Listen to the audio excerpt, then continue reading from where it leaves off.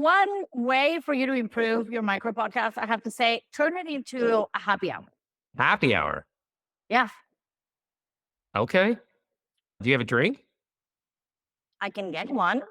Well, why don't you go get a drink? I'll go get a drink. Mine's going to be Okay. non-alcoholic. What time is it for you? For me, it's like 9 p.m. I don't know how. Well, it's 1. It's okay. Welcome to Micro Podcast. I have my good friend Ada Story here with me. We used to work together when she was at Headspace. She's a marketer that I admire a lot. And she had the great idea of doing micro podcast, but this time having drinks. Great idea, Ada. Cheers. Love that. Cheers.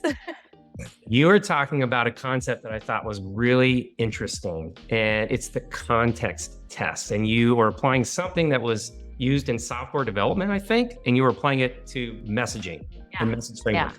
What did you mean by that? In software development, they basically put their product or whatever they developed in a bunch of different settings, and they basically try to break it.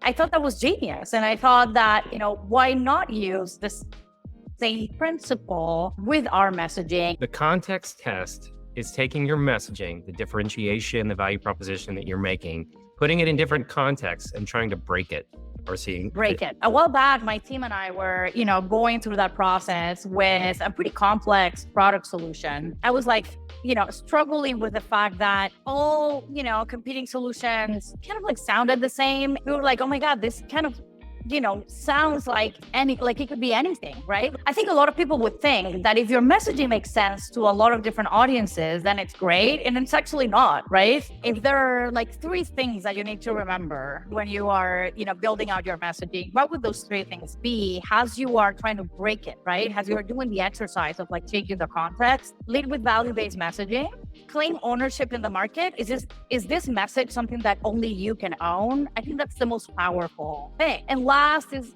for those companies defining new categories, you have to make sure that you're very clear about that too. That is golden stuff. Great conversation. Cheers. Thanks for joining, Ada.